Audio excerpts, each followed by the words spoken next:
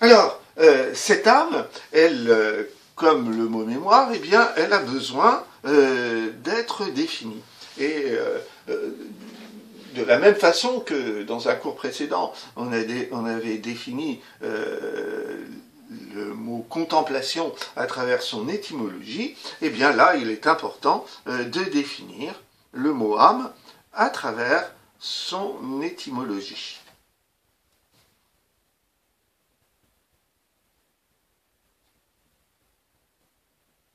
Et étymologiquement, ce mot vient de anima, qui est un mot latin, et qui veut dire le souffle vital.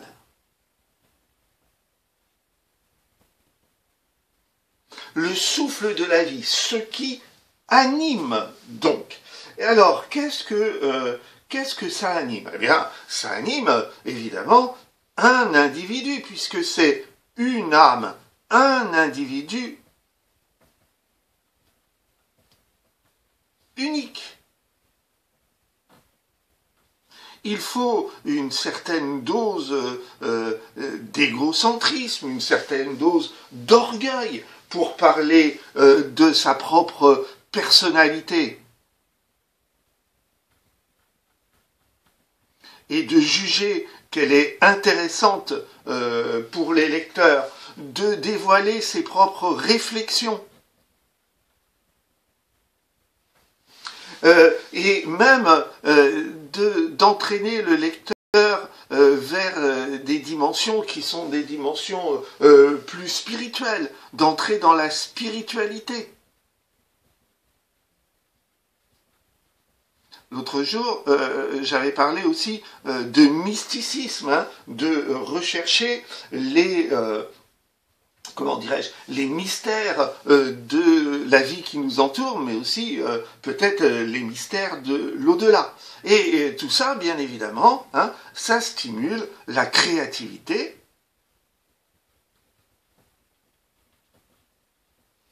Bien sûr, la créativité de certains élus, de certains artistes, et on avait vu que cette créativité, eh bien, elle était revendiquée à travers une originalité,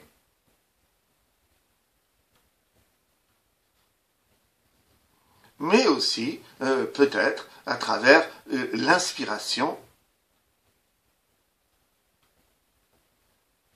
qui est le souffle divin. Et donc, nous retrouvons des idées que nous avions déjà rencontrées précédemment.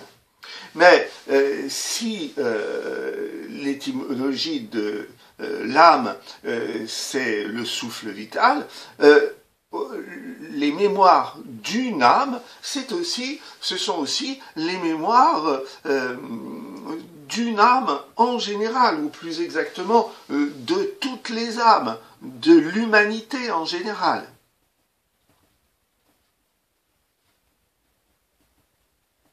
Et d'ailleurs, Victor Hugo, dans sa préface des Contemplations,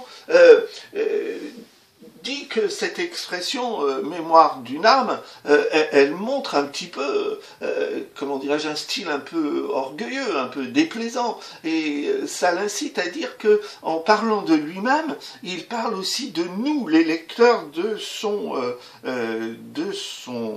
recueil. Et évidemment, Victor Hugo lui-même est un individu, une âme parmi toutes les autres âmes, et comme toutes les autres âmes, eh bien, il est confronté aux limites même de ce souffle vital, c'est-à-dire le rapport entre la vie et la mort.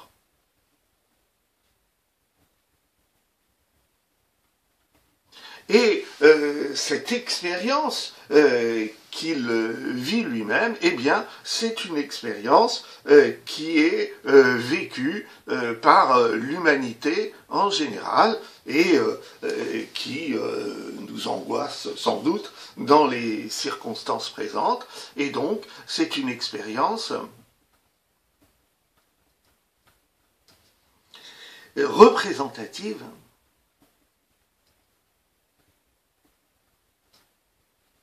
de l'humanité en général.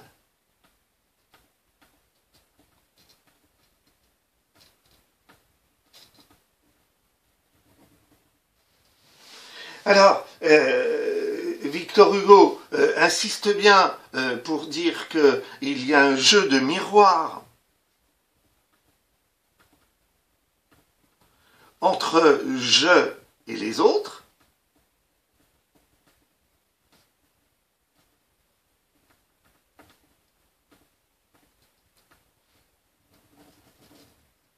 mais ce qui différencie Victor Hugo des autres hommes, c'est que peut-être que lui, eh bien, en ayant une conscience plus acérée, plus précise, justement, de l'âme à la fois individuelle et de l'âme collective, lui-même peut se présenter comme une sorte de guide pour aider les autres hommes à franchir les obstacles de cette vie difficile qui est décrite dans ses œuvres. Et donc, l'auteur se présente comme un guide pour l'humanité.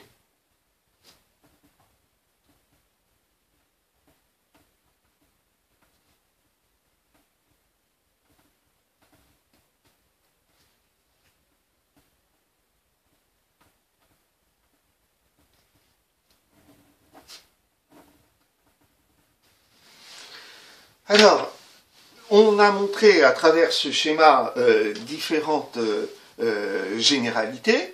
Eh bien, on peut remarquer d'abord comment il est construit. Vous voyez, les deux mots qui composent le parcours de lecture sont présentés horizontalement et sont définis à chaque fois symétriquement. Et la partie du haut est une partie plutôt individuelle, alors que la partie du bas est une partie qui se rapporte plutôt à l'humanité en général. Alors, comment peut-on placer Victor Hugo par rapport à ça? Eh bien, on va remarquer qu'il y a évidemment un lien entre le mot créativité et le mot dimension littéraire. Et donc, effectivement, on va noter que Hugo est l'auteur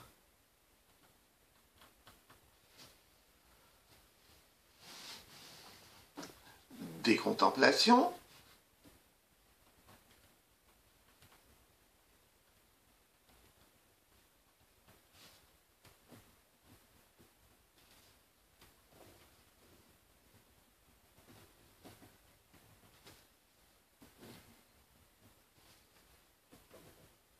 et en étant l'auteur des contemplations, eh bien, vous voyez d'abord qu'il est un héritier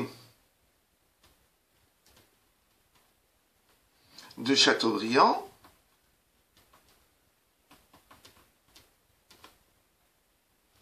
Vous vous rappelez, je vous avais dit, il y avait une phrase célèbre de Victor Hugo qui disait « Je serai Chateaubriand ou rien ». Or, Chateaubriand a écrit une œuvre qui s'appelle « Les Mémoires d'outre-tombe hein, », c'est-à-dire ce récit autobiographique et témoignage de l'histoire d'un homme qui viendrait témoigner en sortant de sa propre tombe. Eh bien là, Victor Hugo, lui, est encore vivant, mais il cherche à publier ses mémoires, mais en même temps, c'est quelqu'un qui montre son originalité parce que au lieu d'écrire un texte en prose comme Chateaubriand, eh bien, il écrit de la poésie. Et cette poésie est une poésie qui s'inscrit dans un courant littéraire qui est le courant littéraire du romantisme. Et là, si Victor Hugo se réclamait de Chateaubriand, eh bien c'est parce qu'il considérait que Chateaubriand eh bien, était le premier des romantiques. À travers la notion d'individualité,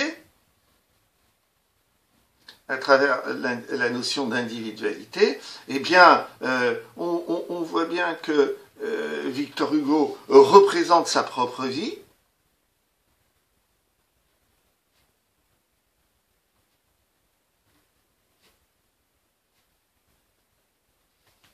Entre autrefois et aujourd'hui.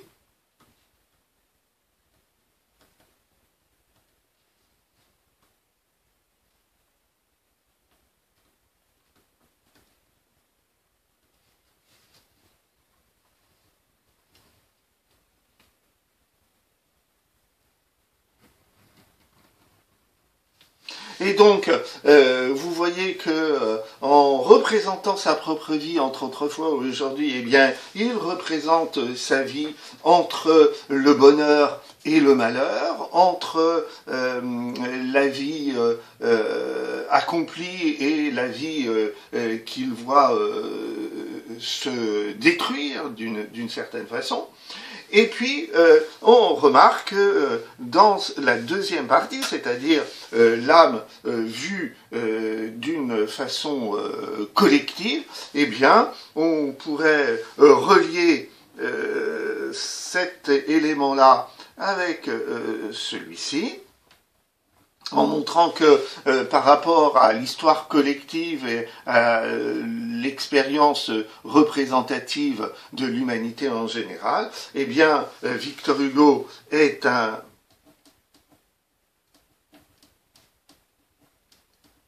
auteur engagé,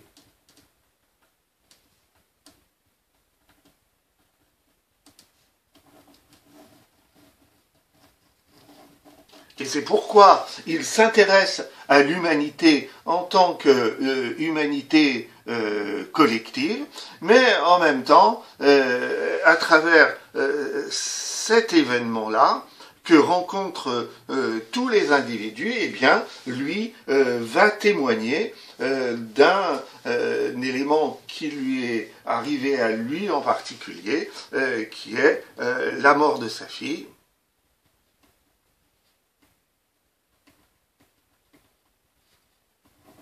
Qui a un impact sur sa propre vie, mais qui effectivement peut être partagé et ressenti par l'ensemble de ses lecteurs.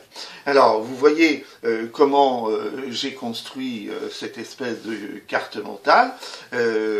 Si je reprends, les définitions horizontalement, de chaque côté, la partie supérieure tournée plutôt vers l'individu, la partie inférieure tournée plutôt vers l'humanité, et donc Victor Hugo appartenant à cette humanité, même s'il veut prendre une place particulière à l'intérieur de cette humanité.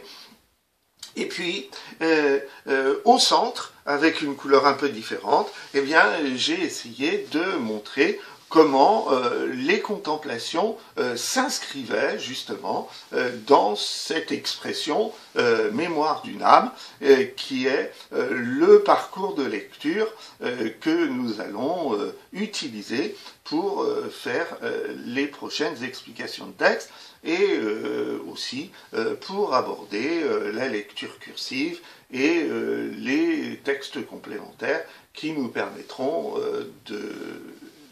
d'agrémenter nos dissertations. Voilà.